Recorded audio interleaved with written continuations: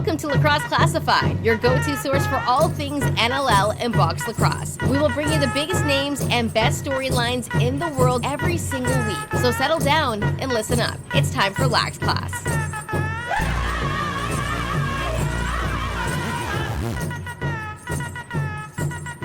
What's up, lacrosse fans? Welcome back to Lacrosse Classified. Merry Christmas, lacrosse fans. We're almost there. A couple of more sleeps to go. Welcome to the show. We got a good one for you here this week. It's Jake Elliott. It's Lucas Arger. Big show coming up here, Lucas. Before we get to that, how's it going? Merry Christmas. What's going on? What's new? All the shopping done. The tree is trimmed. What's happening? Hey Jake, how's it going, man? Yes, Merry Christmas. Happy holidays to you as well. Hope things are good in your neck of the woods out there in British Columbia. I'm doing well. Presents have all been purchased. Presents are currently sitting in the basement. Those are getting wrapped shortly after we record this podcast. I will put on the How are you as a rapper? You strike me as a good rapper. Not like beatboxing. No. You should actually see my rapping skill. So funny enough, we in the office for the Firewolves, we had a Secret Santa drawing last week, and the person that I gave my gift to pulled them out of the bag. I put some tissue paper in there, and she's like, individually wrapped, and her exact words were, "Okay, this is coming from a girl because no guy in this office raps this well." I knew it. And then we went around, everybody got two guesses on who it is that they thought they got their gift from, and the person's name is Shelly. She runs our merchandise for the Firewolf, and she guessed me, and she looked at me and she's like, "I didn't think you could rap that well at Christmas gifts." That was actually really impressive. So I am a good rapper when it comes to gifts. If I need to, I just go to bags, put some tissue paper in there. But the actual wrapping paper, I'm pretty good at that. Don't like to toot my horn. So those are getting wrapped after we record this podcast. The Maple Laughs game is on, playing the Pittsburgh Penguins and Sidney Crosby. That will be on my projector in the basement in my sports book. I will be watching that as I wrap some gifts, which will be fun. Rest of the weekend was good. Firewolves had a game on Friday night, not the result that they wanted, playing your Vancouver Warriors. We'll talk on that in a bit, but the rest of it's going well. Cleaning up the house a little bit. My dad's side of the family is coming over on Christmas Day. We're hosting about 20 people, which will be nice. And then I'm up to the cottage on Boxing Day to go hit the slopes and go snowboarding. How about you, Jake? What are your plans for the holiday season? Oh, I don't have a whole lot going on for the holiday season. Danny usually hosts Christmas Eve night, and the family comes over and we do the Christmas Olympics. It's kind of the tradition over there in the Shima house, and we'll see what games are on the agenda for that night, and then we'll just do a kind of a quiet Christmas at Danny's place, and then I think maybe over to her mom's for dinner, and then we're gonna see my side of the family on Boxing Day. And then I'm watching lacrosse on the 27th. We got World Juniors starting up as well. Ooh, I'm looking forward to that. As much as I love the NLL, junior hockey, it's a fun time in the Arger house, I'll tell you that. Yeah, I tell you, wrapping gifts, I get ridiculed. For my wrapping jobs. They're almost famous, I think, because I use way more paper than I need to. I kind of just do I just wrap the whole thing in tape if I get a rip somewhere, and it doesn't look the prettiest, but it's the effort that counts, Lucas, I will say. So I try and make the effort to do that. I absolutely hate it, though. Absolutely hate wrapping gifts. What else can I tell you over the holiday here? I think that's about it, man. I got the week off this week. Normally I don't like to take, I like to go every weekend when I can, but if there is a week to have off, I think this is the week to have off right here over Christmas time. So I'm looking forward to that. No doubt. I think that's about it. I think I got all the shopping done. Not that I needed to do a ton, but Amazon is your friend when it comes to that sort of stuff for me. So it gives you an idea or a peek into the life of me as far as that goes. But good weekend down in Vegas. Obviously, we're going to talk about that. First time down there this year, so that was a lot of fun. Monday, just the regular routine. Just got shit done, got the pod set up, got to the gym, and had a little fun with my buddy Sean over at his place watching Monday Night Night Football as well. So good weekend, and good to be back here on the podcast and ready to go for a big week number 5 in the NLL. And we got to tell people what's coming up here on the program. We got our Goalie Factory Goalie of the Week. And again, I feel like week 4, we could have picked a bunch of different guys as far as the Goalie of the Week. I think we could say the same for this past weekend as well. But we got to pick one, and we'll do that coming up. We'll have our RyCor Standout Players of the Week coming up here in the first quarter as well. And then quarter number 2, it's been a while since we checked in with this guy, but he's done playing as far as his playing career, but I think he's kind of just starting out as far as his media career goes. And lots of good things on the horizon coming up with this guy. And we'll have a good catch up with one Dan Lomas in quarter number 2. I remember when he called himself Lomicron back when COVID hit, and man, did I bust out laughing when he's old Lomicron. Anyways, gives you an idea on his sense of humor. Dan Lomas coming up in quarter number 2. We'll take halftime. We'll have a couple of Lax Class locks of the week coming up in quarter 3. One a modest one, and one a pretty ridiculous one, quite frankly. So look forward to that in quarter number 3. And then quarter number 4, who you got? Coming up, we'll announce our week 4 winner, and we'll make our picks for week number 5. And then we'll get you on your way at the end of the show. So, Lucas, we had 4 games in week number 4, and we might as well jump into the schedule. And like you said, it began in Oshawa. Another great crowd there at the, I gotta get the name right here. Tribune Center. What is it? Give me one very close. Tribute Communities Center. You forgot the extra C in there. The TCC. It was a good crowd, not as much as our home opener and season opener, but we still packed the barn. Just over reported 5,000 fans, I believe, were in attendance for a good one. 2-goal affair, and yeah, Firewolves. They had a good start. I'll say that, but they did.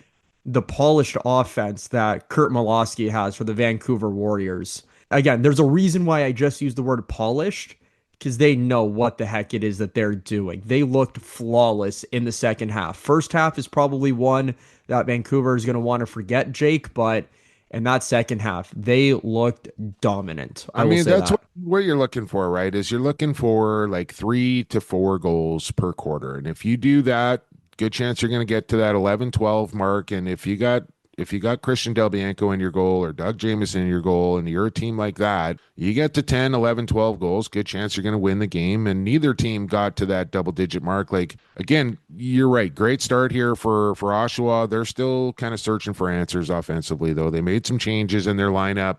They got off to the good start. They were hitting shots from the outside, and then those shots that they were hitting from the outside kind of dried up. And Vancouver went the other way. They weren't – like, Dougie was phenomenal, man. Like, the save he made, reaching behind his back and swiping that thing away, and to hold that Warriors offense to 8. Like, I don't think Kurt's going to be happy only scoring 8 against Oshawa. Glenn's not surely going to be happy only getting 6, but 2 really good defenses and 2 really, really good goaltenders going back and forth here, and Vancouver just able to find a couple of more than Oshawa, who now, Lucas, have gone 8 against Toronto, 2 against Halifax, 5 against Georgia, and 6 against Vancouver. And we talked to Dan about this a little bit later coming up, but that's a tough goaltending gauntlet to start for Oshawa. But again, I'll say it, like, it doesn't matter, because you're going to face a good one every single night, and below 8 goals for 4 games straight is not going to win you a lot here. So Oshawa's still searching for answers offensively. Yeah, they are. And they made a couple moves, as you just discussed. Corson Keeley was activated. We've seen him a little bit in the NLL as a member of the Riptide and the Ottawa Black Bears. So he slotted in, got a couple good looks. I will say that he had a great quick stick shot on the crease, and Del Bianco just went post to post through the stick out. So great shot, but even just a better save. Defender Patrick Kastchuk moved up. He was playing out the Odor, banging bodies, got a couple good looks and creating some good looks, which helped them a little bit. But you're right, just the outside shots were working in the first half, but not the second, and they started going more to the middle of the floor, and it worked, but they just couldn't find any answers in the second half. He just locked. Like, he was not happy with his first quarter, and then went 0-1-1 the rest of the game and just kind of snuffed it out. They got a big goal from Jackson Subak, who does not score very often. That was a huge juice goal for them, I thought, to kind of wake them up and get them going. And Subak almost put Dyson Williams to sleep at the end of the game. It got a little rough in the crease, and Del Bianco was mixed up in there. And one came from way down south of the equator from Subak and just grazed the chin of Dyson, who I happened to see in Vegas the night after as him and Tamara came down to watch the Dogs game. And I was like, man, that was close. And that was a good litmus test, I thought, for Vancouver to, go across the country on the road. They hadn't done that in a while, and ground out a 2-goal victory over the Oshawa Firewolves. As we move into Saturday's action, and it began in Rochester, and this Nighthawks team, again, they put up 15 against San Diego. They put up 15 against Philadelphia. And I think this is going to be a pretty common total here for the Nighthawks. Like, I think they're going to be a team that scores 13 to 16 goals on a pretty consistent basis. And Wings, I mean, they couldn't get within that striking distance to really threaten the Nighthawks. And every time they did, the Nighthawks would find an answer. But like I said earlier, you're kind of looking for 3 to 4 goals per quarter. Well, they get 5 in the first, and then 4 in the second, or 2 in the second, 4 in the second half. And it's just almost impossible to try and keep pace with a team that can score at will like the Nighthawks can. At least to start this season, they look real dangerous. Yeah, no doubt about it. They just have too many weapons that they can play with. It's all just tools that they're able to use and take out of their tool belt whenever they need to. And special teams was helping them out as well, which is always a good thing to have. And was it 2012 to 14 was their three-peat, or 13 to 15, whatever the case was, Jumbo? But those teams from back in the day, they were just fun to watch. And I'm seeing some similar traits in this Nighthawks lineup too, which I'm not sure we can talk about Wings Nighthawks without Daymud versus Hartley as well. Yeah, no doubt. Hartley with his second goalie fight. And listen, for a guy that has had concussion problems, this is probably the last thing that Dan Carey and Mike Hazen and his teammates and everything want to see. But I also think that's part of what makes Rylan Hartley a good goaltender, in effect, that he just plays with fire. I don't think that's something you can just turn off as a person or a player or even a goalie. Like, I think it's just so I don't really like. I was just getting ready to kind of record my open in Vegas, and Evan Shemnar, who has a place down there, he was at the game and he kind of came running up beside my broadcaster. He's like, goalie fight, and I was like, what? Like, so I had a chance to kind of go back and watch it after the fact, but I didn't really see how it transpired. They just kind of came together, and man, oh man, that fight made Sports Center, it made Spit and Chicklets and Barstool and you name it. It was getting shared around like crazy online, and everybody was talking about the big goalie fight between Hartley and Daymud. So if you haven't seen it, do yourself a favor. If you're into that sort of thing, go check it out. Pretty easy to find online. But Rochester starting the year 2-0 as they get past Philadelphia, 15-11, and then on to Saskatchewan we go. And I know it was a quiet crowd there in Saskatchewan, and I think their lowest in franchise history. I've had some words about Rush Nation and their support of the team there. I'm willing to give them a pass this week here, Lucas. We're talking a week before Christmas. We're talking minus 40 below. We're talking 1.5 feet of snow and coming down like crazy there in Saskatoon. And they still, like, as far as I'm concerned, they still had over 4,000, close to 5,000 people show up for that game. I know you'd like that number to be bigger, but with the weather conditions and the timing and all, they're getting a pass from me on this week. Let's see what happens in the new year. But Rush and Swarm here, and I barely got a chance to watch any of this, but this just looked like Dobson and Frank going toe to toe, and both defense. Like, I think it was Greggy talking like this Georgia defense. I don't know if enough people are talking about this Georgia defense. Like, you're going to always, Rush hang their hat on defense. And some other teams do as well, like Colorado. And I think you can put Vancouver in that conversation. But Georgia, they are young, but they are good. They're just having a hard time scoring goals. Like Lyle Thompson right now, is not getting the job done. And I don't know whether he just doesn't have enough pieces surrounding him, or maybe he's a little worn out from just a whole lot of lacrosse, but it's a different offense there in Georgia, and they're still trying to kind of figure it out as well. They're almost very reminiscent of Oshawa and what they're going through. Like, they're getting it done defensively and goaltending wise. They're just not getting it done offensively. Yeah, that's true. They have a lot of rookies. We've mentioned them a lot. And I mean, you're right. It was 3-1 at halftime. It looked like a soccer score at halftime. 3-1. It was low scoring.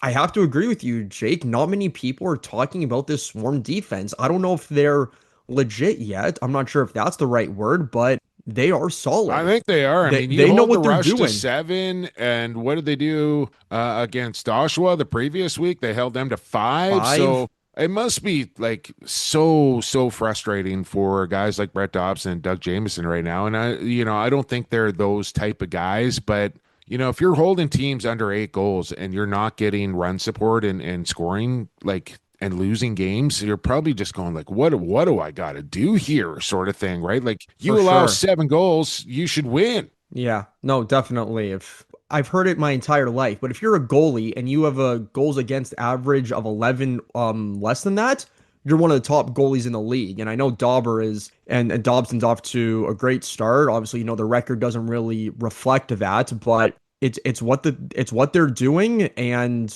the Swarm are going to look to bounce back when they're in Colorado this coming week, which we'll talk about in the fourth quarter. Scoring is down as a whole. Like, I feel like, and that's just across the league when you say that, right? Yeah, like there's just less goals being scored across the board here. And I'm pulling up the save percentages here right now. If you can get 78 and a half save percentage and above consistently, the records will show that you win more than you don't. But it doesn't happen a ton. But right now, and I know a couple of these guys like Deacon Knott and Andrew Kidd, who are at the top at 100%, they've seen some very limited minutes, so I don't want to lump them in. But 3 through 13, okay? But Hill, Hartley, Dobson, Delbianco, Jamieson, Ward, Chiliano, Dunkerley, Damude, Hutchcraft. You go down, Rose, Higgins, they're all above 78 and a half save percentage. Like, it has been a renaissance goaltending resurgence here so far through 4 weeks of the season. I'm interested to see whether this kind of trend of elite goaltending right across the league kind of continues, or whether the offenses kind of start to figure things out and we start seeing a few more goals. But what do you think is more likely to happen, Jake? Stellar goaltending for the rest of the season, or offenses just get really hot? I mean, maybe a bit of a cop-out, but I think somewhere down the middle. Like, I think we'll see some plays start to dip off a little bit as far as some of the goalies go, and I think we'll see some offenses start to pick it up, and there'll be some outliers. There'll be some higher scoring games, but I kind of feel like, where 11-12 was the barometer, now I'm starting to think it's like 10-9, like 11-10. Like, it's come down almost a full goal on where you should expect to kind of hold teams to and win games. And I'm not quite sure like what the reason behind that is, whether defense, like, it always goes in cycles, right? Where you'll see defenses make some adjustments and try some new things to stop offenses. And then you'll see that, okay, well, if they're going to do that, then we're going to start doing this, and then the offense will have the bit of an advantage. So maybe we're in that cycle where defenses have the upper hand on what offenses are trying to do in the NLL right now. You were bang on with that. And someone else that was bang on were the Desert Dogs home opener. Oh, man. Yeah. Like I said, great crowd in Vegas, I will say, for their home opener. There's a big lacrosse tournament there this weekend, and they were offering up $1 beers outside the stadium as well, which never hurts. Did you partake in that chance? No. I had one after the game, and that was it, Lucas. One blue can, and that was it after the game. But $1 beers never hurts. I mean, I just run that thing. It was Chase Fraser bobblehead night, and they came in there to watch the Desert Dogs, and man, did they ever put a show on here in this first half. Would they lead this game, Lucas? 9-1. Las Vegas led the game at one point. They just flew out of it 4-0 after the first quarter. They built up this 9-1 lead. Ottawa got a nice little late push in the first half, including a bit of a buzzer beater to get within 5 at halftime. And then they just continued that into the second half. They tied this game up at 9. So Vegas goes on a 9-1 run. Ottawa goes on an 8-0 run. And then Mitch Jones, with about a minute and a half to go, off a beautiful play from Chris Kluche, who showed just great patience to hang on to the ball and make the extra pass to set it up for Jones when a lot of guys probably would have shot that ball. You know, I think all the big boys came to play. Like I noticed Malcolm and LaFontaine, Fraser, Kluche, Jones all night long. But the one guy, like, you know, I got there in the morning for shoot around and I was like, oh, who's going to start in goal? Who's going to start in goal? That was the question everybody wanted to know. And I get word it's Landon Kells. And I was like, after watching Landon Kells in week 1 and what happened in Vancouver with a 60 save percentage and like 9 goals on 25 shots or whatever it was, I was like, man, I got to switch my pick here. Like I can't take Vegas. And I would have gone perfect if I did, by the way, but Landon Kells made me regret that decision big time. And I saw Landon after the game and, you know, I had a chance to go out in the turf. I was like, Landon, man, like whatever you did today, as far as like your sleeping schedule, how you got out of bed, what you ate for breakfast, how you took your shoot around, your stretch, whatever. I said, whatever. I looked him dead in the eye. I was like, man, bottle that up and do it again and again. I said, like, listen, dude, like I've seen you do it. I've seen you win games in this league. I've seen you play like that before, and they don't need him to be even that good. Like Jeff Teat had 1 goal in that game. I thought the defense was dialed in, and, you know, you don't like to see an 8-0 run. I would have liked to seen something to kind of stem the tide there a little bit as far as that goes, but they built this big lead, and then Landon, like I felt there was a point in that game where he could have crumbled. Right? Like, and it could have been, okay, do we got to go to Bouquet? Willie kept him in there, and Landon battled through that adversity, and he kept his team right there and allowed them to score. And he made like 2 brilliant stops on one end to allow that play to come down the floor and get that goal to happen. And I was so happy for him, like pick aside. Like I was so happy to see, and he hears it. Like, don't kid yourself. Like he's hearing the noise, he's feeling the pressure, and he went out there and he just jammed it down everybody's throat and said, this is my goal this year, and I'm the man. And all this talk about Caleb Conn, he can wait as far as Landon Kells is concerned. And I was happy to see it. I want to see him do it again in Toronto coming this weekend. Can he replicate that? Maybe not even to that level, Lucas, but just solid. Just give me solid Landon Kells, and I think this Dogs team's going to win a lot of games. I think you're going to get a solid Landon Kells this coming Saturday night at the Hammer, or in the Hammer, I should say. Despite the Rock and their elite shooters, I think Kells is just familiar with all of them. For the Lax classmates that don't know Jake, he played for the Oakville Rock in the MSL this past year, who majority of them play for the Toronto Rock as well. So he's used to seeing the likes of Bushi and Dowick, and he was a coach, but Challen Rogers even. So I think Kells, I should say, I think he's going to do very well. And you're right. He was given the net. Willie trusted him, and Kells delivered, which was probably the difference maker in them getting their first win of the season.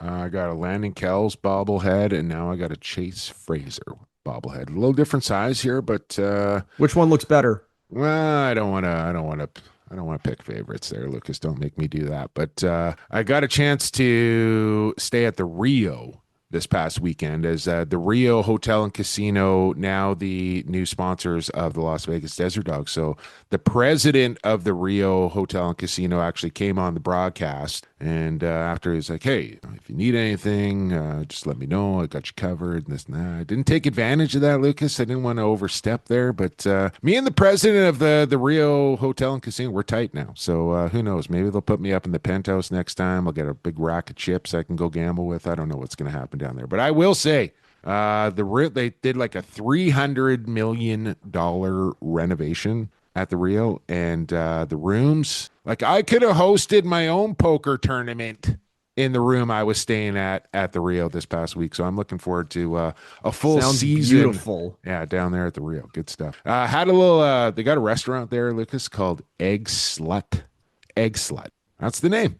I'm not even kidding you on that. And let me just tell you, maybe the best breakfast sandwich I've ever had. Egg Slut. Really? Not Wow. cheap, but Egg slut for Egg eggs Slut. for an egg sandwich for breakfast. Look it up. Stop making me hungry. I know it's I know it's still morning where you are, but I haven't even had breakfast yet. We're coming up on noon here on the Pacific time zone. I haven't even had breakfast yet, so I got to stop talking about Egg Slut as well, which I have no idea on how to segue into the Goalie Factory Goalie of the Week, but we're going from the Egg Slut to the Goalie Factory Goalie of the Week. This week's Goalie Factory Goalie of the Week coming right up. Big save, Chiliano. Rebound call, Crime Stoppers. Vince just scored a goalie goal. Jameson somehow comes up with the stop. Larceny. And here's Shane Jackson off the bench. And there's Christian Del Bianco with a stick side save. Goalie Factory Goalie of the Week. Oh, one thing that we did not cover when we were talking about Las Vegas, Lucas, that I think we need to circle back on is news dropping of the offer sheet made to Jack Hanna, who has been holding out from Las Vegas since the start, didn't attend training camp, hasn't reported, wants to be traded to the Colorado Mammoth. That didn't happen. Colorado kind of forced the hand of Sean Williams and Cody Mole there to do something, because they sent out an offer sheet to Jack Hanna, and then Las Vegas had 72 hours to either match or not. Now, if they didn't match, and I'm kind of getting conflicting reports here. I was looking at some tweets from Scott Loeffler, the president of the Bandits, and he was kind of filling people in on the new rules of the CBA, because this is part of the new CBA when something like this happens. And for people that don't know, offer sheeting from other teams doesn't really happen a lot at all. I believe it is kind of an unwritten rule between teams, like it's kind of frowned upon and it's not something you really do. And the reason for that is because it opens a bit of a Pandora's box. Like if Colorado's done this now Las Vegas, when they have an opportunity, like gloves are off. Like, okay, you want to play that game? We can play that game too. So it's just kind of, teams don't do it. Like the last time I can kind of remember it happening was when Dan Richardson was the GM of the Vancouver Warriors. So that gives you an idea of how long ago that was. And they offer sheeted Anthony Kalinic from like Panther City because they really wanted Anthony Kalinic. So they put in an offer sheet and they match. Like, and that's the thing. When this happens, most teams will match. I know I'm kind of getting long-winded here, but with the new CBA rules, depending on the price bracket and the tenure of the player, it falls into a different category or a different bracket. And for Jack, it would have been the return, if they didn't match, would have been 2 first-rounders and a second-rounder. The debate came up whether they would be compensatory first-rounders or whether they would be like high-leverage first-rounders. And that's where I'm kind of gray on the situation. I believe one would be one and one would be the other as far as the first rounders go, and then the second rounder is the second rounder. But doesn't matter at this point. We'll see if it happens again, and I'll get better clarification on it if it does. But Vegas has matched the offer of Colorado. Haven't quite seen what I think it's a 3-year deal, and I think it's a pretty juicy one as well. Like it's a good deal for Jack. And Vegas came out with a statement earlier today that excited to see Jack Hanna back in the lineup, looking forward to playing against the Toronto Rock with Jack Hanna. I don't think Jack Hanna is reporting to Las Vegas, deal or no deal. So they protected Jack Hanna. He's still their property. The offer is on the table. They have open arms and are willing and hoping Jack Hanna walks through the door for Las Vegas and joins that team. And man, oh man, how electric would that offense be if he actually did? But I don't think Jack Hanna's walking through the door. Like, I don't think he's going to report to Vegas. He's not going to show up in Toronto. I don't think we've really gone deep into this story, but for people that don't know, Jack is from the Denver area. He has a business there, a lacrosse company there where he's teaching kids, and his stance is he's missing out on significant money. And the number I heard, I'm not sure I believe, because it's a ridiculous number, but that's the stake he's claiming, is that this is how much money he's going to lose if he doesn't play in Colorado this year. For me, again, I'm on record with this. Like, I think it's too early in Jack Hanna's career to be calling this kind of shot. Like, you establish yourself, win something, do something before you start making demands like this. It's an extra day. Like, he's still, like, if he's playing for Colorado, he's still traveling 9 weeks out of the year. And if he's playing in Vegas, it's one extra day. So you're talking 9 days you're missing out on as far as work goes. I don't like, I just don't quite understand his position on all this. And maybe I don't understand all the facts or whatever, but I just, to kind of claim like, oh, I can't make it work in Las Vegas, I can only make it work in Colorado, just doesn't sit well. And I'm not sure I particularly believe it. Let's just say this, Lucas. The league is better and lacrosse is better when Jack Hanna is in it. Like, he is a marquee player. He is a top offensive player in the sport of lacrosse in all disciplines. Like, he's worth the price of admission to watch this guy. So I know the league wants him in. I know Jack wants to be playing lacrosse. Colorado wants him as a mammoth. Vegas wants him as a dog. None of these things have happened. Hopefully, both these teams in Colorado and Las Vegas can come to some sort of reasonable mutual agreement, because I don't think Jack's going to play in Las Vegas, and the dogs aren't going to give Jack away for nothing, or what they don't think is fair market value for him, and not maybe just what it is right now, but what it will be 3-4 years from now, and what kind of player Jack Hanna is going to be then. I think that's where the sticking point is right now. It's not what he's going to give you this year. It's like, who is Jack Hanna going to be in 3 years from now? And that's the compensation that I think the dogs want back. And I think that's fair. It is. You always need to look ahead to the future. It's not just now, it's down the road. And for the dogs and Sean Williams, especially when you have a player that's making the demand, like, he's forcing this on you. It's not you going, okay, we don't want Jack Hanna anymore, we're going to trade Jack Hanna and let's see what we can get for him. I think they're prepared to do that, right? Like, I mean, their right side looks pretty good without him. I think it would look a lot better with them.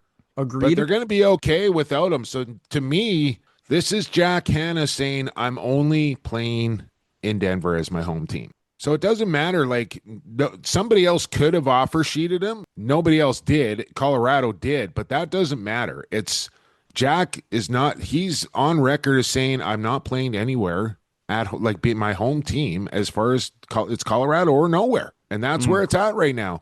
So until the Mammoth make a significant or serious offer to Las Vegas and what they think is fair and equal return on a player like Jack Hanna is going to sit. So when does Colorado decide, okay, well, we're going to give this up, or this is what we're going to offer up here to Las Vegas for Jack Hanna? How bad do they want Jack? At the end of the day, I think this will come to a pressure point where one team will capitulate and say, okay. Do you think that happens this NLL season, or does this get resolved in the off season? I think it happens before the trade deadline. One way, and that's or the roughly other. March. I think we'll start trade to deadline see, is March. Yeah. I think we'll start to see the records kind of take shape, and maybe one team starts to feel a little more pressure than the other as far as where their records are going. And hey, maybe this could be the change that we're looking for. I don't know. But the other thing that could happen, I think, anyways, is an arbitrator could step in and broker the deal between the two teams one way or the other. And whether when's the last time we saw that in the National Lacrosse League? It's been a while. I mean, I think, I know we're spending a lot of time on this Jack Hanna situation, but I think, like, Vegas, the starting asking price is probably Dylan Ward. Yep. Right? And it is. And Colorado's going, we're not trading Dylan Ward. Like, are you crazy? We're not trading Dylan Ward. Which I also get. But also, let's remember something here. The Colorado Mammoth at one time traded a guy by the name of Matt Vince. And they traded him for a guy by the name of John Grant Jr. I'm not putting Jack Hanna in Junior's jock right now, but it's happened before where, we now know the greatest of all time to ever play, Matt Vince, was once a Colorado Mammoth. He got traded for John Grant Jr. So Jack Hanna for Dylan Ward is not out of the realm of possibility. it would be a blockbuster deal if that were to occur. That wouldn't be but the only two pieces to be moved either, right? There'd be picks and other players and all the rest of it, but it's Yeah, not there out would of the be. realm of possibility. You're right. We're spending a lot of time on this. So Well, we just brought up goalies. We just You we brought did, up. yeah. So let's keep talking about goalies here. Matt Vince, Dylan Ward. They could have used the goalie factory. Imagine how good they would have been if they would have been able to go to the goalie factory when they were just young kids. They're located out there in Langley. Their expert coaches will focus you on building strength, agility, positioning, game-specific skills. They're going to empower you. And you want to give these guys a follow at Goalie Factory _, whether it be on Insta, TikTok, Facebook. You can find them on all the social medias and then go to their bio, and their link tree will be there to direct you to wherever you need to go. So Caleb Kahn, I'm trying to get the team to start calling him Genghis. I don't know if it's going to work or not, but I'm like, where does well, that come from? Genghis Khan. I'm drawing a blank. You don't know who Genghis Khan is? Genghis Khan, not ringing any bells. Oh, Google it, Lucas. I came out. He was like an emperor, just a savage. This guy just wiped out civilization. I'll have to go search Genghis this guy up on the Google. Absolute warrior, this guy. Anyway, saw Caleb, gave him a little something there from Lax Class for the holiday and the sponsorship of the Goalie Factory. So it's out there now, Genghis. You got to hook up Marcus and Riley because they know. They now know you got a little something for them. So don't be keeping all that stuff for yourself. But go to the Goalie Factory _ and get better at playing the sport of box cross goaltender at the Goalie Factory. This week, got a text just yesterday from Riley Brown, and he has selected. He's no stranger to the factory of goalies. President Frank Chiliano going in, just allowing 4 goals against the Georgia Swarm. And man, oh man, I got to say, for the longest time, Calgary, and then he gets picked up by San Diego, and they kind of hitch their wagon. Okay, Frankie is our guy. This is gonna be the guy we're gonna win a championship with. And then it kind of came to an end in San Diego, and off to Saskatchewan he goes, right to the championship. And he has carried that on. He played in the Mann Cup last summer. Frank is one of the best goaltenders in the league. I am convinced of it. I think he has turned a corner as far as his consistency goes and his mental game as well. And every night now, you just don't see bad goals go in on Frank Chiliano, and he can win you a game outright, apparently, as well now, holding Georgia to just 4 goals. And if Saskatchewan gets goaltending like this on a consistent basis, you can probably just pencil those guys down. Frank obviously looks great, and he looks solid against a Swarm offense that, has multiple rookies and young guys in their lineup, couple of vets and Thompson and Shane Jackson as well. But holding a team to 4 goals, even just under 5, is an accomplishment himself or themselves. But Frankie, welcome back to the factory. There you go. Welcome to the factory. Factory built, Frank Chiliano, and we'll go straight from the factory as we always do, Lucas, straight to the construction site for a little hard labor on the RyCor Construction site for our RyCor Standout Players of the Week.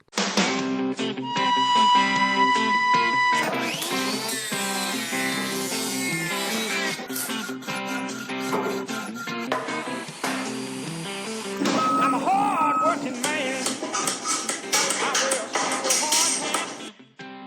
I can ride one hammer. Oh, when I first came up with the song, it was actually Rye from RyCor that told me to use old Brooks and Dunn, Hardworking Man. And then once I started doing that, my boys over there in Akwesasne were like, oh, good song choice. They love the song choice as well. And I had to text them it was late Saturday night. Galiwade Mitchell, who's kind of hummed and hawed about joining up on Who You Got for a long time, finally got him signed up this year. He went 4 for 4, and his tiebreaker was 18. So we had 2 guys at 19 that went 4 for 4, so they went into the Wheel of Fortune randomizer. But 18, it would have been Galiwade Mitchell that won outright. Nobody else had it. So he came up 1 goal too many in that final game of the week. Tough go on him. And mentioning Rye, and I totally blew it last week because I talked to him it was 2 weeks ago now. I talked to him right after recording, he's like, "Oh, I'm going to be seeing you at Warriors games a little more often." I was like, "Oh, what? Did you get seasons tickets or what? What's going on?" He goes, "No, on the bench." And I said, "Excuse me?" He goes, "You're texting with the new equipment manager of the Vancouver Warriors." This is the owner of RyCor Construction I'm talking about here, Ryan Mills, who his son is a member of the Port Coquitlam Junior A Saints, and Ryan has been their equipment guy since Josh has joined Junior A lacrosse. So he's been working on the Poco Junior A Saints bench as the equipment guy. Well, the equipment guy, Al Varley, for the Vancouver Warriors, had a bit of a heart attack.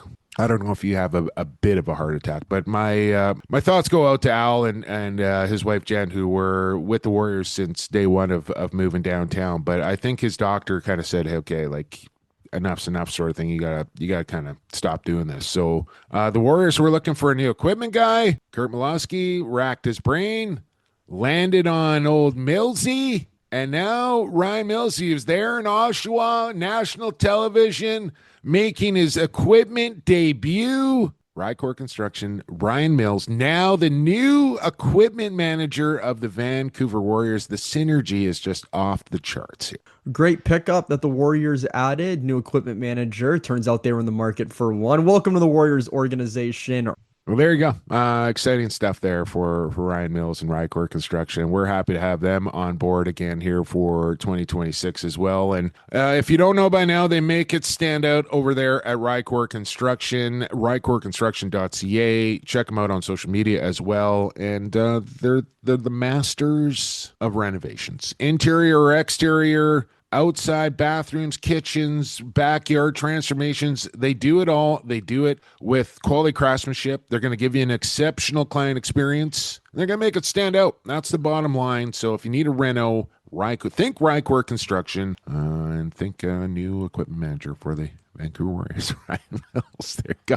Who stood out for you this week in week number 4 of the National Lacrosse League? My standout player unfortunately comes in a losing effort. He was all over the floor. He was great on draws for the Oshawa Fire Wolves, and Mike Byrne, 13 for 18 at the dot. I was gonna say, Lucas, I was gonna say you're gonna catch such heat from Greggy for picking a guy on a losing team. I don't care for the RyCor standout players, but this is the one guy that you probably could have picked where Greggy is going to be like, "Fuck yeah, Burnsy, I love it." So I know he's a big fan, so you're probably getting off the hook there. Well, I hope I am, because Greggy is a beach boy, so is Burno. But no, Mike had a great game, a couple shots on goal, almost hit double digits in loose balls, had a great shorthanded goal off a face-off. Don't know if you caught that, Jake. I hope you did Friday night, but no. I did. Yeah, it was nice. It was very nice, but Burns just that kind of player that, he's probably not the most vocal in the locker room or out there on defense, but if you give him a task, he will go out there and do it. And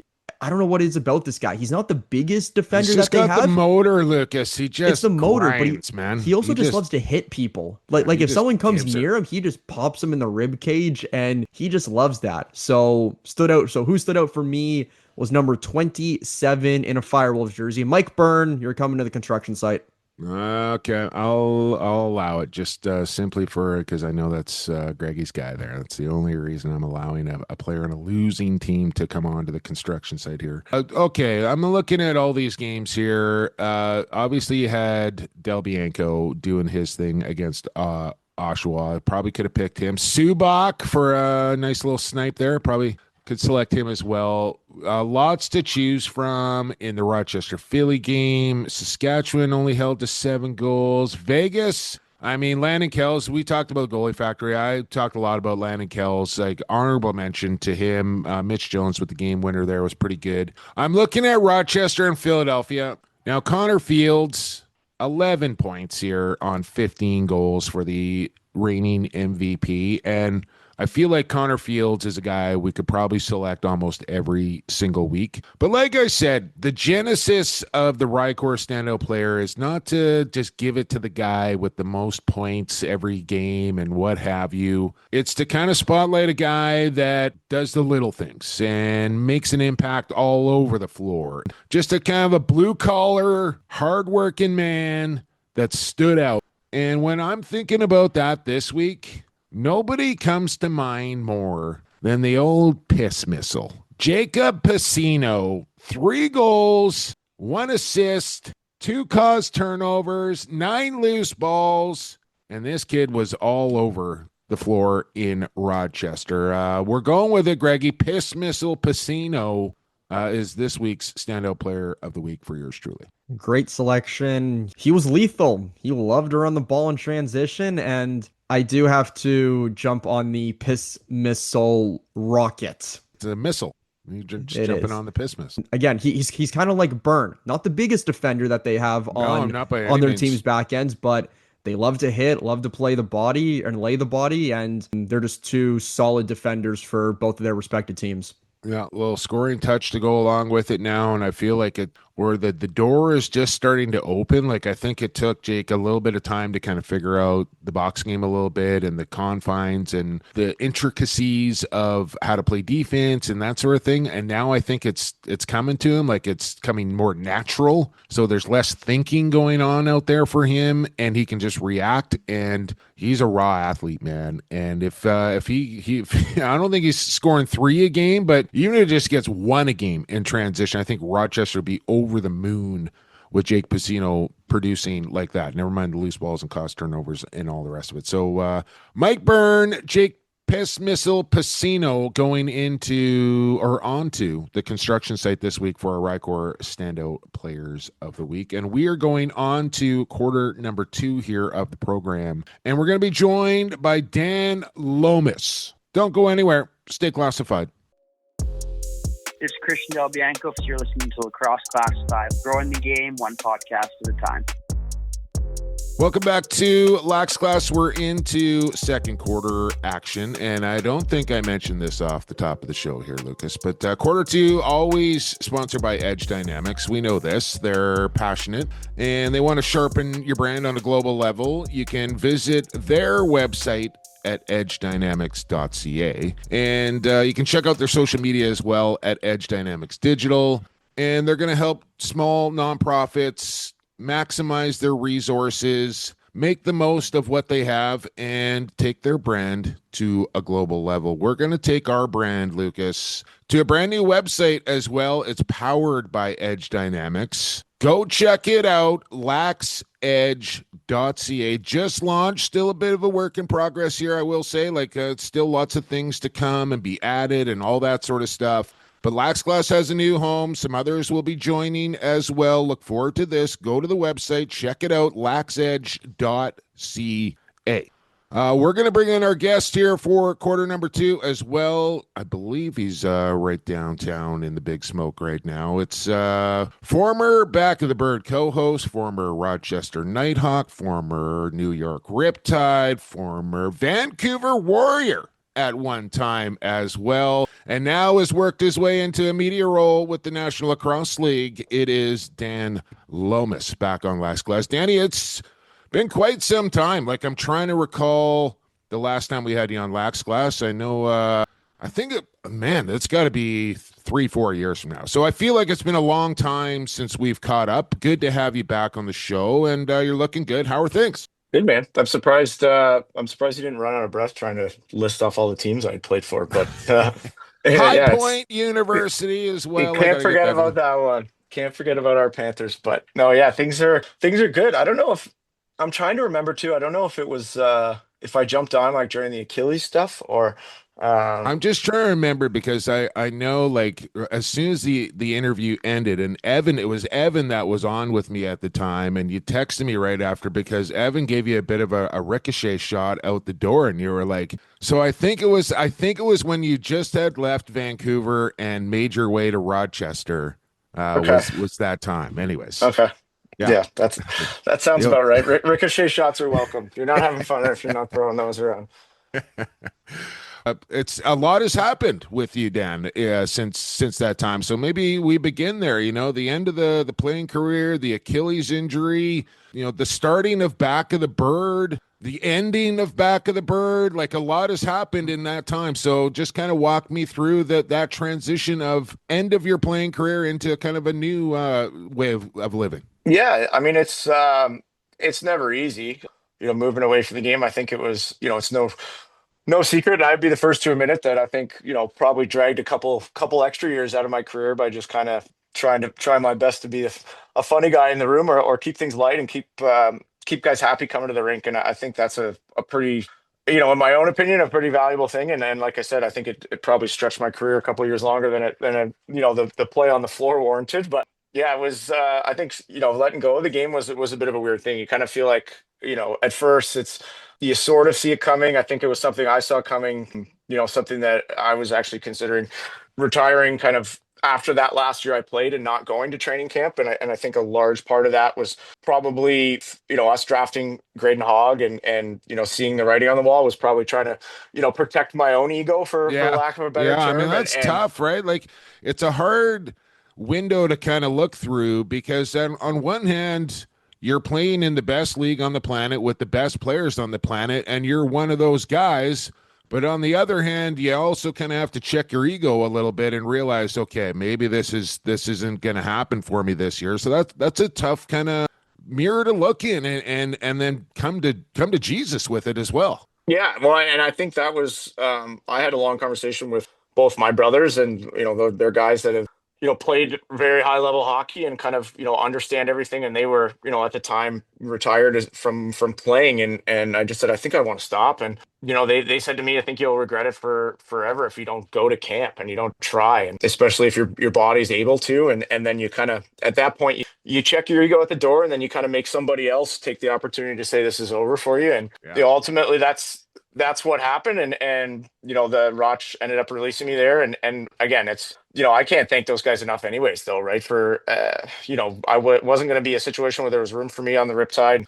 And, Roch kind of opened the door for me to kind of, have that poetic finish in my mind of wrapping it up where it started. And I think, it was a lot of fun. It was kind of it was a cool way to go out, because I lived in Market my rookie year and did a lot of the camps and the school visits and all this stuff. And, that last year I had in Roch, there were so many of these kids that we would see at those school visits, or we would see at games and stuff, and they're now grown up, and you get to talk to them again. It's like you don't even recognize them, because that 5-6 years in between is a lot of growth. So it was a ton of fun. That locker room was great, and again, it was like I enjoyed every moment of that. Even half the time I wouldn't have been in the lineup, but it's still like those drives from Toronto to Rochester with Lance in the passenger seat with me, and we're walking through each other's weeks, giving updates on our dating scene and whatnot. It was, those are the fun memories. How is the dating scene right now, Dan? Can we talk about that at all? Or? Yeah, it is what it is. I think I'm gonna plead the fifth on that one in case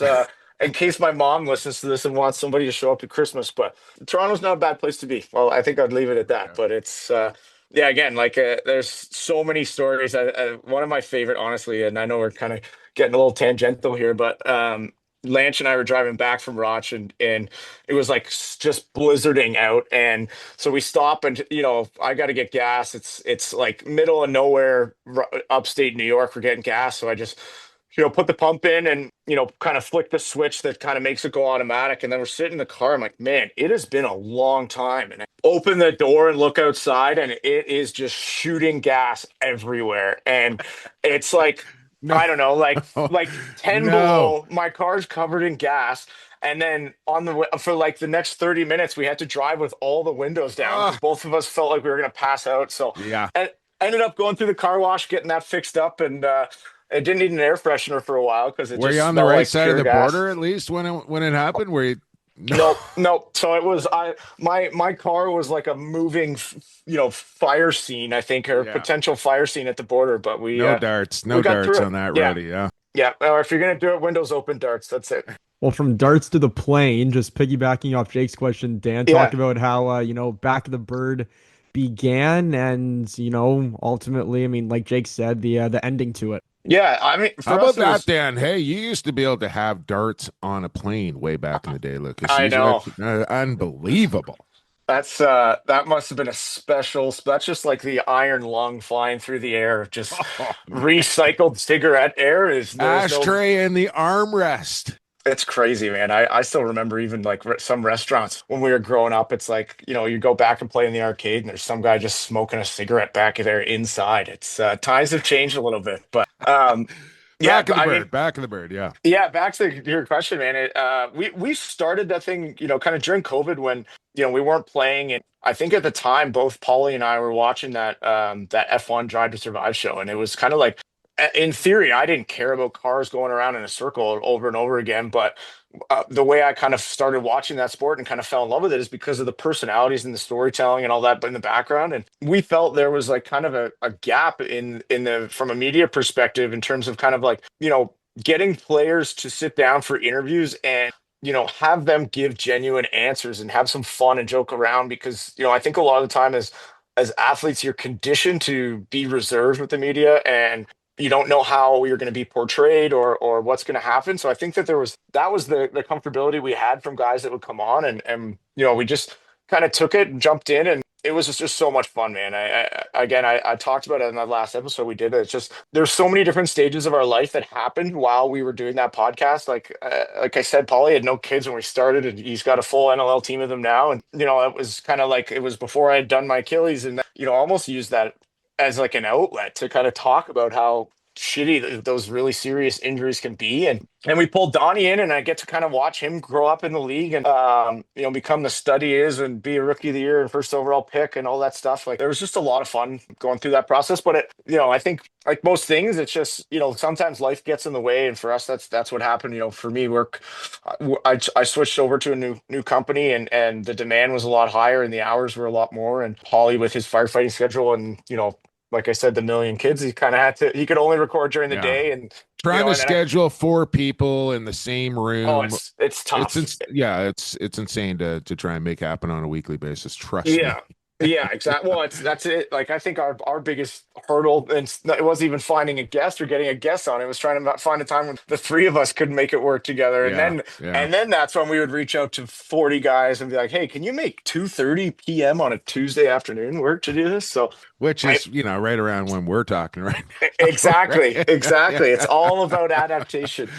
But yeah, so we were all at peace with it, I think. And, who knows? I don't know down the road if it gets to a place where we want, bring that thing back to life. That's definitely not something that's out of the question. And there's also been guys in the league that have kind of reached out to be like, hey, can we take this thing over? So, yeah, there's a lot to consider there. But I think it's one of those things where we're proud that we kind of left it better than we found it. And it was a lot of fun.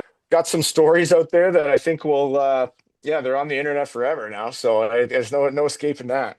Well, that's the great thing about podcasts is that they live forever, right? And you can put it down for a while. You can always go back to it, and it's like, boom, you can just pick it right back up, or you can, crank it out every day or once a week, whatever you want to do with the podcast. That's the great thing about it. Somebody's going to voice clip you on that, crank it out every day or once a week there. But I know what you're saying. Rightly so. Hey, listen, I was, game 1 against Vegas and Vancouver, and I don't know if I'm always kind of looking for that kind of shit where, the announce like football, I find is where you get the best ones, whether, that's tight end split wide or whatever. But I threw out for some reason, you want to inject a guy like John LaFontaine into your back end. Oh boy, that's something we might have to put that on a t-shirt, but that's awesome. I don't know if anyone else noticed it, but it was when I was watching the game back, you want to inject a guy like John LaFontaine into your back end. That's actually amazing. I was watching that game too, and I didn't catch it, but that is so funny. I know you're going to the Leafs game here, so what you sitting in the corporate platinums down there, like you're up there in the ivory tower. You got the good stuff when you head down there. You know what? Funny enough, actually, this is today is a result of I had the honor of being invited to a golf tournament this summer in Muskoka, which was pretty well a collection of all lacrosse guys, kind of that Danny Mac, Krepinsak, Jordan McIntosh, Mark White crew with, some RIT guys in there as well. And we had Elliot Coburn on our team who he played at RIT and was an All-American there. And he now works in marketing for the NHL. And he said it was like Ryder Cup style, and the winning team got each player on the winning team got to pick one game, and they would get 2 tickets to go to the Leaf game. So Yeah, it just worked out. I figured this would be a cool one to go to. It's kind of the, Who they got? Pittsburgh? Is it Pittsburgh tonight? yeah, they got Pittsburgh, and it's Oh, like that the next gen game too. So my middle brother's he's got a couple tickets through work. So my other brothers come, like, so it'll be all three brothers and my nephew there. So it'll be kind of it'll be a cool afternoon. Well, I bet you're looking forward to that, Dan. Something that I want to ask you about in, your NLL media now role that you have is I want to take you back to September and walk us through the draft. Your first Yeah. NLL draft. You got to cover that with Teddy Crushed and it. Pat. Yeah, crushed it. Absolutely. Just walk us through that whole weekend. Yeah, I mean, it was one of those things where it was funny. Like when Brett Fruit initially kind of asked me to do it, there was nothing but excitement. There wasn't really nerves from my end or anything like that. But as we got closer, it was the nerves started to spike, and it was kind of a cool feeling to get lacrosse related butterflies back. And I can't thank Teddy and Greggy enough for how much effort they put into kind of helping me just learn little tricks of the trade and get prepared. And Patty's got this real in-depth kind of prospect bible that helped me a lot, because obviously these guys that are younger, I haven't spent much time in arenas in the summer and really know these prospects, but he put together some great work there. And I was fortunate that a lot of those guys that were kind of ranked in the top, whatever, 15 or so, were all former Burlington Blaze guys. So I got to see those guys play a decent amount, which helped just in terms of kind of the analysis stuff and relating them to other players. But yeah, it was really cool. That Dome Productions does an awesome job. The setup's really cool, and they kind of walk you through everything, and before you know it, the bright lights come on, and it was it was a long session, man. I think the big thing is you're sitting there and you're kind of off and on the screen for the better part of 2.5 hours, and it's I'm all parched because I'm nervous, so I'm just guzzling water, and I could not have had to pee more for that 2.5 hours. So the next time I might have to have a water bottle under the there's desk so or many. something, but.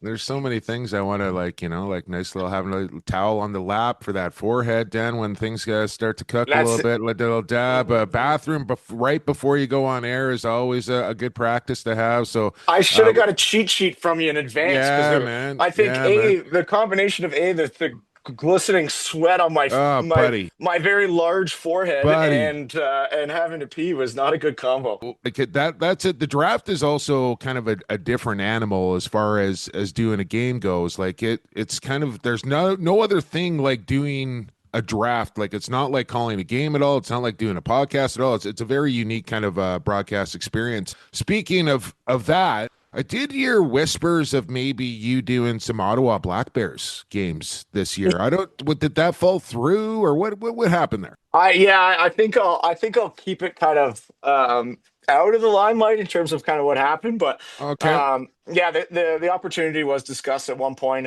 and unfortunately I think it was more so just kind of communication error. It just it didn't end up working out, but in saying that, where Joel Fells the league, something you want to do. It's 100%, and Joel Fells the league has been great with keeping me in the loop with everything, and the potential of launching something in the new year that would be pretty fun. So I think I know what you're talking about, and I hope that comes to fruition, my man. I think we're. Am I allowed to? Can I guess? Like, I don't know this for sure. Nobody's told me. Is it like kind of like a panel sort of a deal, pregame teeing up the week, or a halftime feature, or something like that, where you're in a green screen studio and doing some stuff? Yeah, well, it's a little different. I think it's conceptually kind of based off of what the Manning brothers are doing for the NFL and trying to do kind of like that Manning cast type thing. So yeah, we still got some wrinkles to iron out just in terms of kind of sorting everything out and making the best plan of attack, because I think it's one of those things that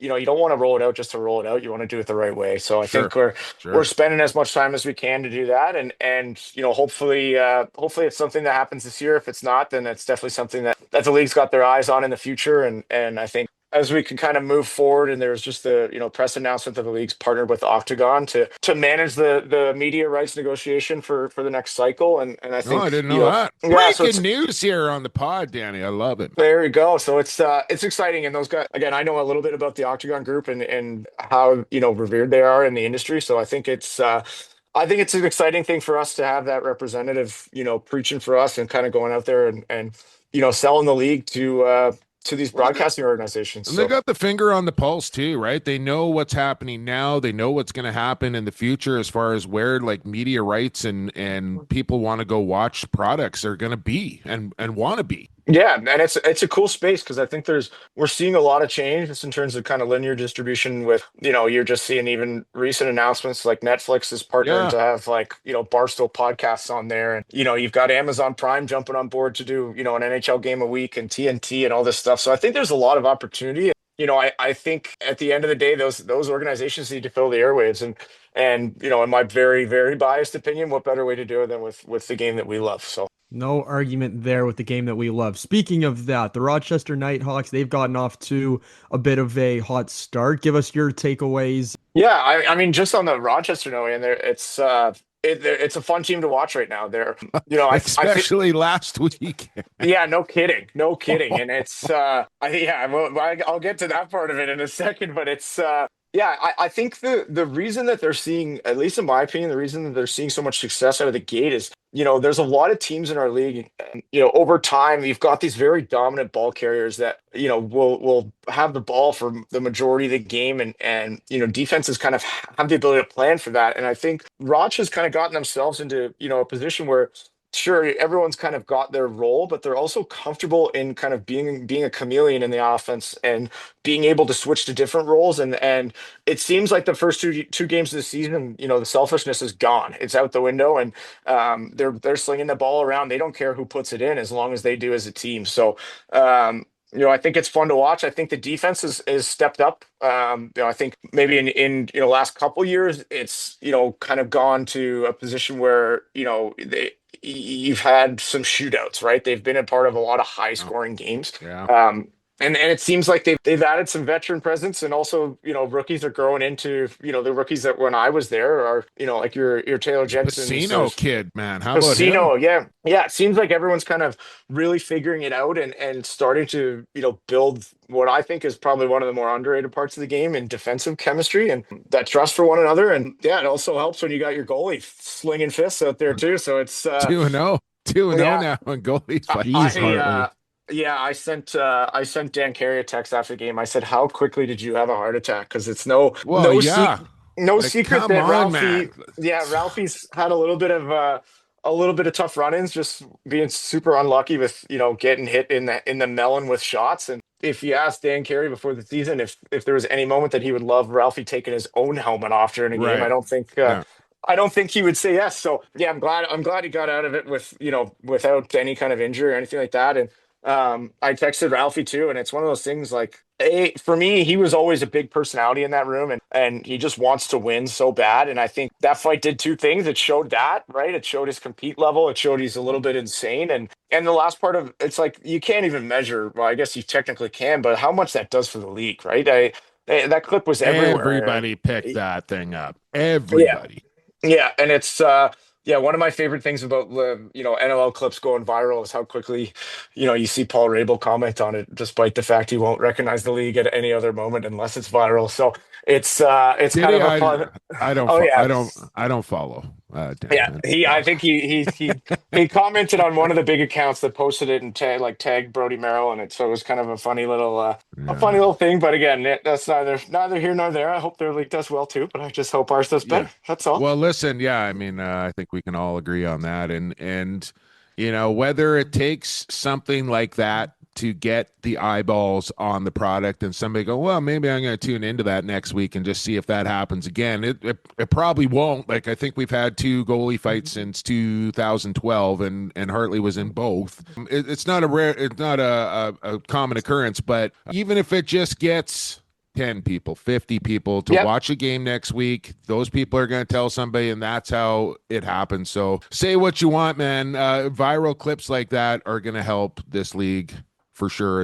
As we speak with Dan Lomas here, and Rochester, we talked about those guys. I think they're a problem. Like, I don't know if there's a better offense in the league, and like you said, there's a good team that can outscore some of their deficiencies at times as well. Why don't we kind of spin it the other way here for a second? A lot of people kind of bitching and complaining about attendance around the league here, Dan. And, I'm willing to give Saskatchewan a bit of a pass last week. Like, for people that don't know, especially for a guy that's like down in the deep south and has probably never even seen snow, it's 40 below in Saskatoon, and they got like a foot and a half.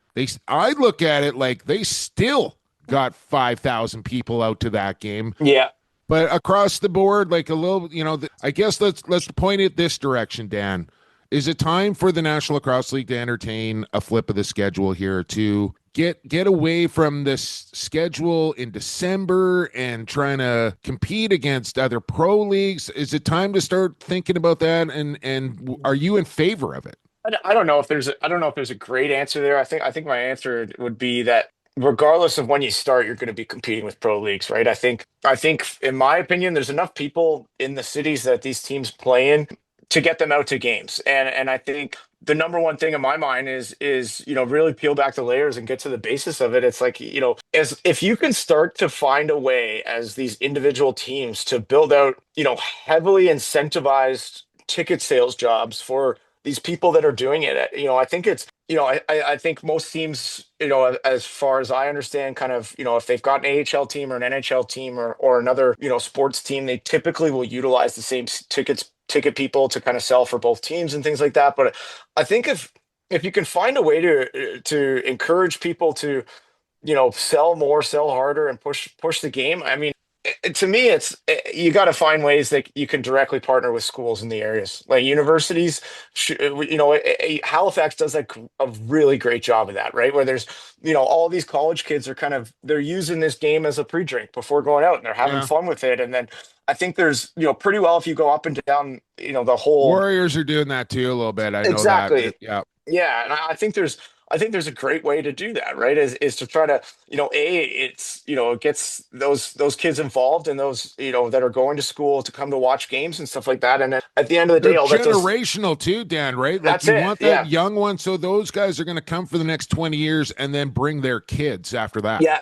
And then their kids will play the game, and then it's kind of grows it in multiple different ways. So again, this is completely factless, thing that I'm going to say because I haven't looked into it, but I would imagine, December every season is fairly, low in terms of attendance, right? It is because it's, you get through to the holiday season, people are kind of grinding out the end of work. They want to just relax on the weekends. Then family stuff starts to kick in, and I think we'll start to see things grow in the new year. And at the end of the day, it's one of those things that as long as there's parity in the league, it seems like winning solves all. So as long as your team is kind of always in the mix in games or funny how competing, that works. then I think there'll be butts in seats. So yeah, I guess long story long would be to try to two things: incentivize your ticket sales people more, and then try to find these university partnerships to get some younger fans out. Sticking on the school topic, Dan, give us your thoughts on the National Lacrosse League's new initiative of NLL Unboxed.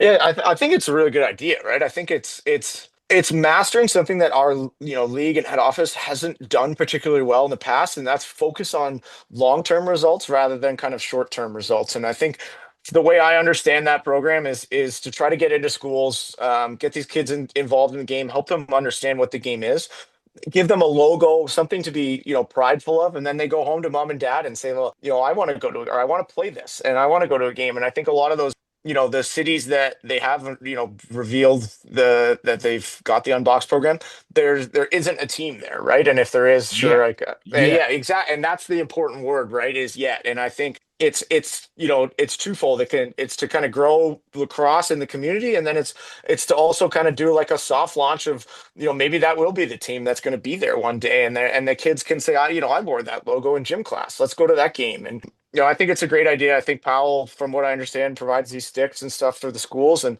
keeping them involved is awesome. And I think again, it just it changes things from when we were young, and you get one of those plastic red or blue sticks with a bumper on it, and it's like, here's the game of lacrosse. It's like, this is what they're playing, and there's a little bit more legitimacy to it when there's actual sticks, and you're learning from different people. So I think it's a great thing, and we'll see long term how that plays out for the league. Absolutely dominated back in elementary school with those things, Danny. Just tuck, tuck and go, baby. There's no That stick. was I used to just bring my own stick, and all the Yeah, other kids were yeah. using that one, and it's We like, used to play baseball with our sticks too. We would yeah, instead of in the outfield with a glove, we would have our lacrosse sticks as well. I But you're love right, like that. there was nothing like that. Now they have like a devised curriculum on how the proper way to teach and the skills and everything. Like they didn't have that back when I was going to school. So I think it's an amazing initiative. A couple more minutes here with you, Dan. I know you got to get going, man. Just a couple other storylines that have maybe stuck out to you here through 4 weeks of the season. Maybe a team that is doing better than you thought, or maybe not as good as you thought. A player that has popped off for you here. Just your general thoughts on the first 4 weeks. I'm intrigued to follow Oshawa's story, and the reason I say that is that they had that great successful run a couple years ago to the final, and I think it's pretty clear that they're struggling a bit offensively, and I think at the end of the day, I think every game in our league is so important because you only play so many of them, and it can make or break a season week to week, or at least feel that way. And, I think in this case, this is the best time that this could possibly happen to them, and going through this kind of slump is at the beginning of the year, because I think there's two ways you can look at it. You can kind of say, okay, maybe this is just the team we are, and we can't score, and we got to figure different things out. Or you can kind of use it to your advantage, right? You've had to go through this, adversity of not being able to put the ball in the net, and have to change things and find a way to get it done. And it matures players in a hurry, in a group that's, pretty young, relatively speaking. I think it's a good thing for them to try to learn and figure out, as long as they can come to an answer, right? I think, the struggle for them, I think, has just been kind of getting to the middle of the floor. So I think, it gives opportunity for leadership to step up in that room and be a voice of just, putting your own, physical concept out the window, and just saying, okay, I've got to get to the middle if we want to win lacrosse games in this league, and we all want to have jobs, because that's the fear at the end of the day is when you string together losses and you're not playing well, Something's gonna happen. Players change or coaches lose jobs. So if you're prideful of both of those things, then you got to kind of step up and make a change. And I'm really looking forward to kind of seeing how they do that. Yeah. But yeah, I think they will. Like, we got to also remember they had Nick Rose out of the game, pretty good goaltender. Warren Hill goes absolutely mental and has a historic performance. Then he's got Dobson on a pissed off bounce back game. And then, you got to play Christian Del Bianco next. Like, good luck. So I know there's no bad goaltenders in the National Lacrosse League, but as far as the gauntlet goes, that's a pretty tough road to kind of kick off your season as far as goalies go. So I think the Firewolves are going to bounce back here, man. Dan, appreciate your time here on the show. Keep up, all the good stuff you're doing. I think you're a great voice and a face for the league to kind of hitch their wagon to as far as getting people engaged with our sport. I hope you have a happy holiday, and I'm not going to say go Leafs go, but enjoy the game. I'll say that. I love it. Well, again, I thank you guys for having me on, and thanks for all you do. I mean, that's what was the episode number? Like 340 or something like that? 370 today. I mean, that you guys got to be proud of that. That's a cool accomplishment for sticking with it, and giving people all the kind of behind the scenes look and feedback on our league is it's invaluable in trying to grow it. So appreciate what you guys are doing, and thanks for having me on. And enjoy the holidays, and hopefully our Leafs don't get blown out of the building today. Said the kid. Not too late to sign up for who you got to if you want to get in on that. Dan, there you go. Make your picks. All right, buddy. Thanks for doing this. Okay. Thanks, guys. There you go. There he is, Dan Lomas, and I enjoyed watching Danny when he was a player for a number of years. Kind of, he'd get in, he'd get out. He'd always seem to kind of do something when he was in there. But I'm enjoying Dan Lomas now kind of on the other side of the camera here, where he's well-spoken. He's got a great sense of humor. He's obviously very knowledgeable and well-connected, well-liked throughout the league as far as the person that he is as well. So I'm a big fan of Dan Lomas, the media guy. Me too. Listening to him on Back of the Bird is when I was first introduced to him on the media side of things, Jake. And you're right. Great sense of humor, really passionate and knowledgeable about the game in multiple aspects, not just box lacrosse, but other facets of the game as well. And same as you, I'm looking forward to seeing what he can do on the media side of things, whether it's a microphone in front of him, a camera, or on air, in any general capacity. Looking forward to what he can do down the road. Me as well. All right, let's why did my microphone go so high there? I think I just adjusted that a little too much. Let's dial that back a little bit. Let's take a quick break here, settle into halftime, do what you got to do, and on the other side, we will be back. Quarter 3 is coming up along with quarter 4. That comes after quarter 3. We're going to have our Lax Class lock of the week. And we're going to make our picks week 5 of who you got. It's all coming up here on episode 370 of Lacrosse Classified on laxedge.ca. Associated Labels and Packaging, a fun family company that offers premium quality labels and packaging with unparalleled service. With 40 years of experience, an extensive product catalog, and an ever-growing fleet of equipment, Associated Labels and Packaging is the perfect fit to take your labels and packaging to the next level. Hey, this is Mike Kersey, head coach of the Halifax Thunderbirds. You're listening to Lacrosse Classified, growing the game one podcast at a time. Quarter number 3 is now underway, and you just heard from our good friends at Associated Labels and Packaging, and just happened to spend a little time with them yesterday, in fact, over there at the place that he likes to call the Cave. And I should probably put some pictures up of this place, Lucas. I think I've talked about it a little bit, but he's got like the virtual car racing, like the F1, like the seats with the shifters and the pedals and the like it is. So he's got a couple of those, so you can sit beside a guy and have a race, and everybody records their times and everything. He's got about 6 60-inch TVs in there. He's got some unbelievable muscle cars. It's just a great place to hang out with the boys and have a good time. So we were watching Monday Night Football last night, and always good time spending time with Sean Ashworth, and you're going to have a good time if you spend some time with Associated Labels and Packaging as well. They're going to take care of you better than any other label or package company will, I'll tell you that much. And they're going to give you the best products, the best experience, the best quality, everything, because they are the best. Associated Labels and Packaging,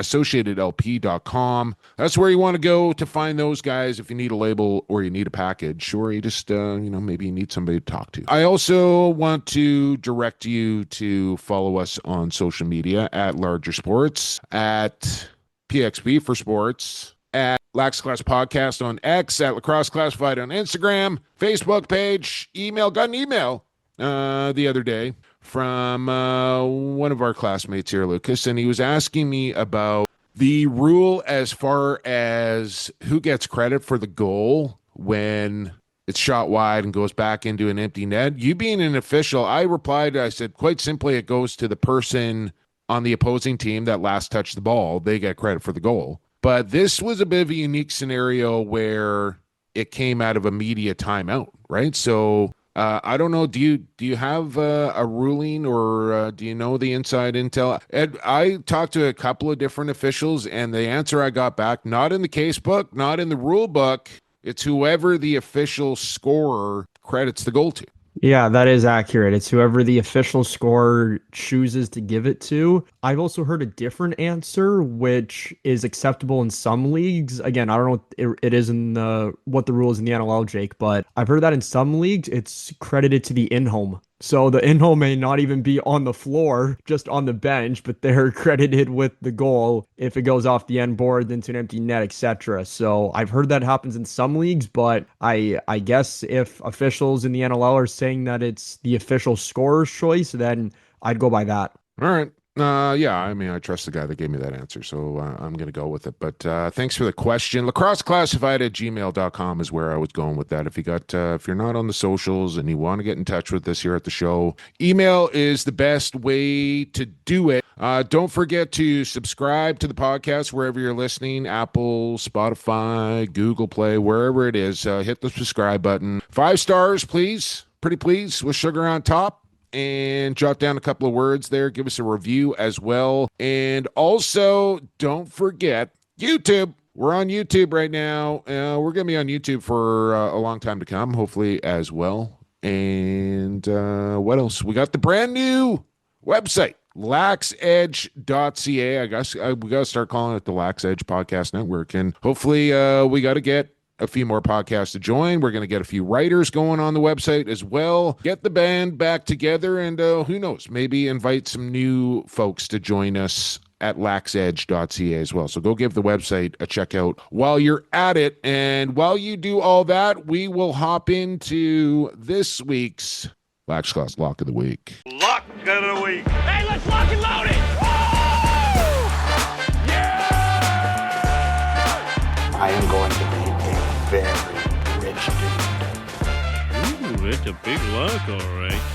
Lax Class Lock of the Week, brought to you by Coolbet Canada. And I don't know if there's like the equivalent to Santa Claus in Estonia or not, but Coolbet Santa Claus showed up in the account today, Lucas, and I have to thank the Polar Bears over there for a little gift. I know we've had a long relationship with Coolbet. You know, they sponsor Who You Got as well with the prize packs, and man, do they go above and beyond with those things. So we'll talk about that more in quarter number 4, but it's been a great relationship with Coolbet here on the podcast, and we appreciate their support so much. And don't forget, you can have fun with everything on Coolbet, right? They have every sport that you could imagine. We're obviously focused on lacrosse here on the show, but don't be shy. Poke around. They got the casino, they got the poker, they got the sports book. They got all sorts of stuff going on there, and they're offering, I should probably look this up right now, in fact, as throughout the month of December, they have a little calendar tree that they've been, each day they offer a different promotion.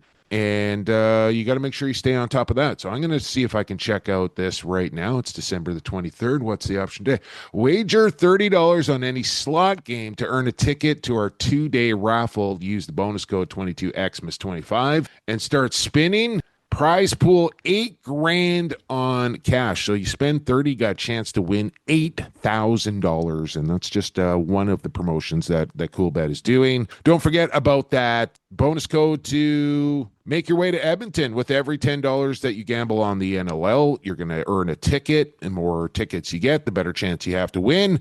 All expenses trip paid. I probably shouldn't say that. You're going to have a good time in Edmonton. I will just say that. I don't know if all expenses are paid. Maybe they are. I don't know. I should probably know that a little bit. Lucas, maybe you can look that up. Maybe you can't. But every $10 you spend on you're going to do that anyway. So just put in the code, and then it just does it for you automatically.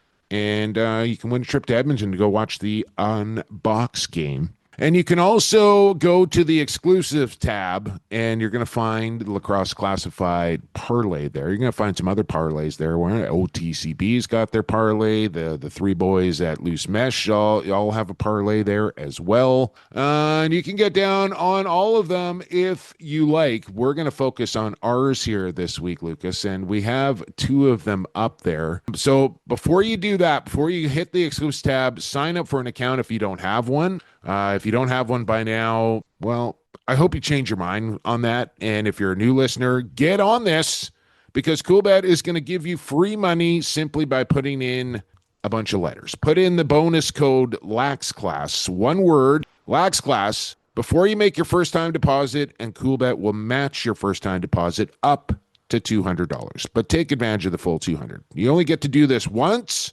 so take advantage of it the first time around. Put in $200. Coolbet will give you $200 simply by using the bonus code LaxClass. Then you have $400, and you can spread that $400 around wherever you like. But I suggest you just spread it right here on Lacrosse Classified Parlay. Now, with it being the holiday season here, the gift of giving, if you will, let's give the classmates 2 different options. One pretty simple, and it goes like this: Ottawa to win. They're playing Philadelphia at home. Straight up, Ottawa Black Bears to win the game. Georgia they're at Colorado. The Swarm, I don't know what it is between these 2 teams. They seem to play a lot against each other, and I always feel like they're good games. So I think this is going to be a 1-goal game. I'm not sure who's going to win it quite yet. So we'll take the buffer of the Georgia Swarm plus 1.5. They're getting the buffer there, so safe play. Game could go either way. And then the final leg of that 3-leg parlay, Calgary and Buffalo, the line set at 22.5. And we're going over on that. 20, I don't know if you know, but I think that Buffalo offense, Calgary has shown they can score some goals. I think we're going over 22.5 in Buffalo. I mean, Buffalo could go over 22 themselves, as far as I'm concerned. Plus 500 for that parlay. Now, Lucas, let's flip it over to the fun one here. Now, I will say, I'm going to let you lay this out here, but I will say, I truly believe this has the potential to come in this week. The odds makers maybe don't feel quite as confident as I do, but you read out this parlay and tell the classmates what kind of juice they're getting on this bad boy. They're getting a ton of juice. 3-leg parlay. We're going goalies. Nick Rose, Warren Hill, and Nick Damude, all to register 1 or more points. If that happens, that is coming in at a plus, stay with me, classmates, plus 5,000. You heard me, 5,000. Ooh, baby. If those 3 goalies register 1 point or more, 5 grand. I'm just going to tell you, like 20 jumbo bucks here. You throw 20 down on this one right here. Coolbet return of $1,000. Just saying. I mean, that's a lot of jumbo bucks. You're talking about 2 goalies that have scored a goal in this league, multiple goals. And Warren Hill, I mean, Tarafenko, breakaway pass. I mean, that happens at least once a game. He's just got to bury the ball. There's an assist. Nick Rose, I mean, count it up. He's up over 100 points in his career. Nick Damude, he can throw the ball pretty good. Plus 5,000. Merry Christmas. That's a juicy one. Merry Christmas. So we'll just say that right there. Good luck, everybody. Stay cool. Bet responsibly. And don't forget, I mean, you got World Juniors coming up. You got NBA on Christmas Day. You got NFL on Christmas Day. All sorts of stuff to have some fun with on Coolbet. Just stay cool. Bet responsibly. And we will move along to the final quarter of episode 370. Time to make our picks in week 5 of the National Lacrosse League. Who you got? Hey, this is Joel McCready. You're listening to Lacrosse Classified, growing the game 1 podcast at a time. And now it's time for Who You Got.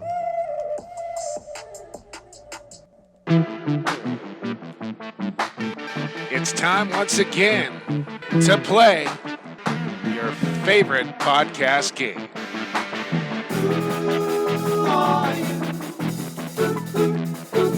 Who you got? Who you got? Who you got? Who you got? Who you got? Who are you? Who? I feel like last week was better, Lucas. I thought last week was better. I didn't feel the energy there. I didn't feel the conviction. I didn't feel like you just embraced the role there. Let's get to who you got. Who are you? No? Who? Let's announce. Well, you just heard there in the soundbite, we have added another Who You Got winner. The winner's name is Chuck Miller. His Who You Got handle is Go Warriors. So you know I like this guy already. Only to come to find out that this is the proud father of Derek Miller. And if you don't know who Derek Miller is, well, he's the guy behind the account of Lax Men, who just happens to be way up there in the standings as well, Lucas. So Lax Tillyman doing quite well, tied for 3rd place, just a couple of points behind Paul Irwin and the Gruber, Gary Grube, leading the pack there after 4 weeks of NLL action. So congratulations to Chuck Miller, Lax Tillyman's dad, who sent in his Who You Got drop, sent in his clothing size, all that. His prize packs on the way. Remember, guys, this is probably right around the time that Pat will gather up, the first 4 or 5 weeks of the prize packs and start to ship out your prize packs. So you haven't got it yet.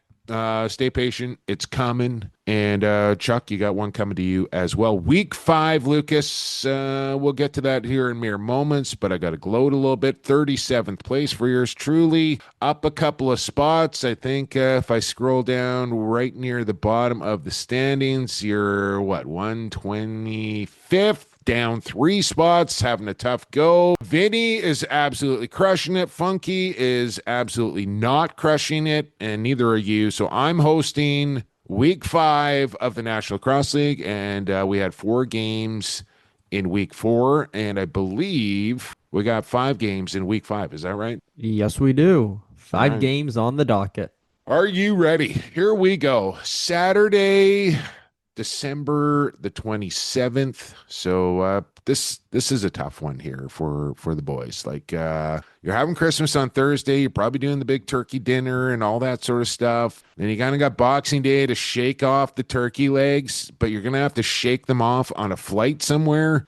And then you got to practice, then you got to wake up, you got to do shoot around, then you got to play a game 2 days after Christmas. This is tough. So it might make the picks a little more interesting here this week. Here we go. Saturday at 6 p.m. Eastern time, all Eastern times here. That's just the way they list them on Office Pool Junkie, and I don't feel like converting this week. So Eastern time here. Halifax hosting Saskatchewan. Maybe the game of the week here. I gotta say it is. Rush and Thunderbirds. Lucas, who you got? I like Warren Hill and the Thunderbirds. Hill is coming off a great OT win against Buffalo in Banditland, I will say. So I will have the T-Birds at home for a 7. Yeah, T-Birds looking pretty good. 2-0, Rush 2-1. I know they weren't happy with that loss. These two teams they were in the playoffs last year. They've had some barn burners. I think back to that really crazy game, overtime game, that Messenger and Jameson. There was like goals that were called back. The Jersey matchup way back when they're in Halifax between the Rush and the Thunderbirds. I think I'm with you here. I'm going Halifax. But I think I'm going 6. I think I'm going to go 6 for the Halifax Thunderbirds here. Wings and Bears. This one an hour later from Ottawa. Philadelphia 1-1. Ottawa 1-2. Lucas, who you got? I'll take Ottawa. Their offense is looking good in the second half, or maybe in the first if they decide to wake up a little bit. Had a slow start in Vegas. I think they'll bounce back a little bit. They did well against Sask when they hosted them, so I'll take Ottawa. I'm a little more confident in this one, though. Black Bears 9. Ooh, 9 for the Bears. Okay. I'm also going Ottawa for a lot of the similar reasons you said. I don't think Ottawa loses this game. I don't think Jeffrey is going to let that happen. Give me an 8 for the Black Bears. 8 for the Black Bears. We move along. Same time, different place. Hamilton, the location. Toronto Rock, the home team. Las Vegas Desert Dogs, the road team. Both teams 1-1. Who you got? Give me the Desert Dogs of Las Vegas. They looked good against Ottawa in their home opener. I know you were in attendance for that game. Great call, by the way. I will say that. I haven't mentioned it all episodes, so I will now. Great call. You and Zach Greer on the game. Love listening to you two guys. Always fun. So give me the Dogs on the road for an 8. Okay. Well, like I said back there in quarter number 1, I'm ashamed of myself. Landon Kells jammed it down my throat. I didn't expect that performance out of him, and good on him for doing it. I had a nice little chat with Landon after the game about it, and was really happy to see it. So I'm going to implore the same strategy here and pick against the Dogs, hoping the Dogs prove me wrong again. And in particular, Landon Kells. I think if they get that kind of goaltending out of Landon Kells, this Desert Dog team is going to beat a lot of other teams. So I'm taking Toronto here for a 7, but I'm hoping Landon Kells proves me wrong again and Vegas wins this game. Does that make sense to you? Yes. Okay. Yes. I know you want Toronto to win just for picks, but you're really No, I don't even want Toronto to win for the picks. I'm sacrificing my 7 pick for the betterment of Las Vegas. That's what I'm doing. Hopefully they can get above 500. That's the kind of team player I'm sacrificing my 7 pick. Go Dogs. Georgia at Colorado. Taking Georgia on the Lax Class lock of the week here. Plus 1.5. Like I said, I think this game goes either way here. Is Q back? I think he will be. Colorado 1-1, Georgia 1-2. They're having a hard time scoring the ball here. I don't know if it's going to get any easier against Colorado. Who you got? This one is a toss-up. It could literally be a flip of a coin. You're right, Jake. Every time Swarm and Mammoth go against each other, it's always a barn burner, usually a 1 or 2 goal game. It's always fun to watch. Believe it or not, these two teams played against each other December 29th last year. So it'll be 363 days since they played each other. And because of that, I don't know if Q's back in the lineup or not, subject to change, but give me right now Mammoth for a 6. Mammoth for a 6. I don't mind that. I'm almost tempted to flip the coin, Lucas. In fact, I think I will.